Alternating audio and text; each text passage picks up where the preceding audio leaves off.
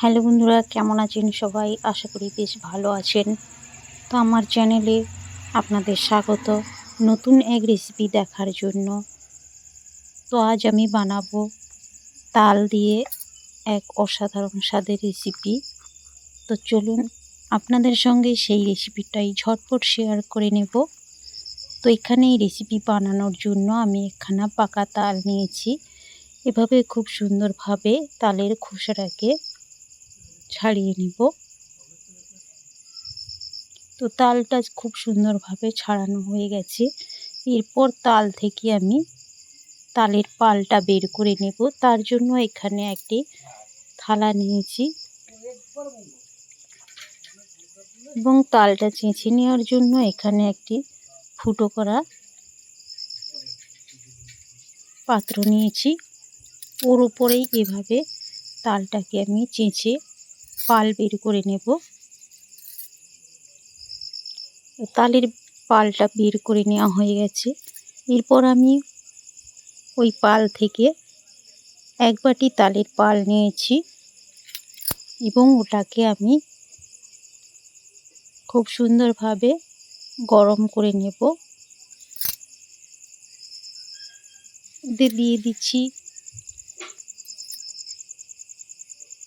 3 ভাগের 1 ভাগ ওই চামচের লবণ। তো লবণ দিয়ে প্রায় 2 থেকে 3 মিনিট তালের পালটাকে গরম করে নেব। এরপর ওতে দিয়ে দিচ্ছি 1 বাটি সুজি। তো সুজিটাকে তালের পালের সঙ্গে খুব সুন্দরভাবে নাড়াচাড়া করে রান্না করে নেব। দেখতেই পাচ্ছেন খুব সুন্দরভাবে একটা ডো তৈরি হয়ে গেছে। তো এটাকে আমি একটি থালার মধ্যে নামিয়ে নিয়ে ঠান্ডা করে নেব। তো একেবারে ঠান্ডা করব না, হাত দিয়ে এভাবে ডলে ডলে মাখানো যায় সেই রকম হালকা গরম থাকতেই এইভাবে একটি স্মুথ ডো তৈরি করে নেব। যদি কোনো রকমভাবে হাতে লেগে যায় তার জন্য হাতে একটু তেল মেখে নিতে হবে। তো এই সুজির ডোটা থেকে আমি এভাবে অল্প করে নিয়ে হাতের সাহায্যে গোল করে ভাবে লম্বা করে একটি শেপ দিয়ে নিচ্ছি।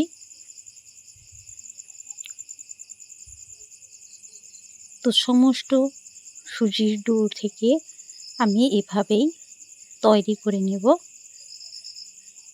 তো এই রেসিপিটা বানাতে যেমনি খুব সহজ তেমনি খেতেও খুব সুন্দর হয়। তো এগুলো আমি এরপর ভেজে নেব।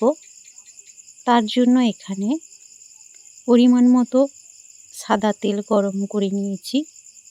তেলটা বেশ ভালো করে গরম করতে হবে।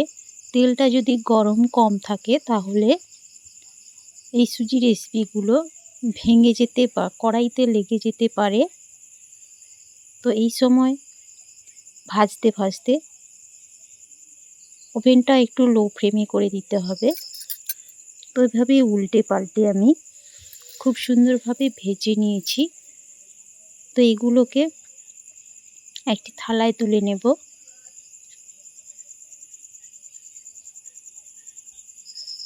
তো সবগুলো একসঙ্গে ভেজে নিতে পারিনি, তার জন্য আবার পরের ব্যাচে আমি ওইগুলোকে ভেজে নিচ্ছি। তো বাকিগুলোকেও এভাবে খুব সুন্দর করে ভেজে নেব।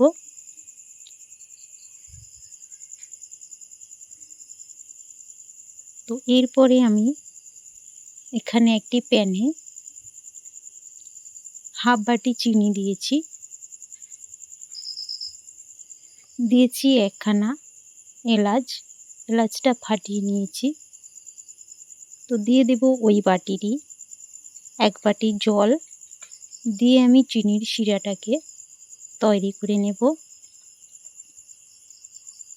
তো যতক্ষণ না চিনিটা জলের সঙ্গে মিশে যাচ্ছে ততক্ষণ এভাবে ফুটিয়ে নেব।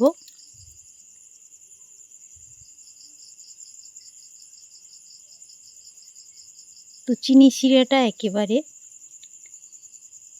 ঘন করার দরকার নেই, এভাবেই থাকলে হবে। তো এর উপরে আমি ভেজে রাখা সুজি রেসিপিগুলো দিয়ে দিচ্ছি।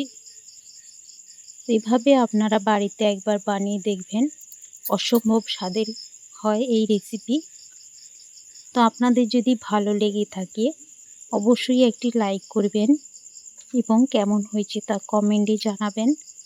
আবারও দেখা হচ্ছে নতুন কোনো রেসিপি নিয়ে। ততক্ষণ আপনারা সুস্থ থাকবেন এবং ভালো থাকবেন, আর এভাবেই আমার পাশে থাকবেন, সাপোর্ট করে যাবেন। তো সম্পূর্ণ রেসিপি দেখার জন্য আপনাদেরকে আবারও একবার অসংখ্য ধন্যবাদ।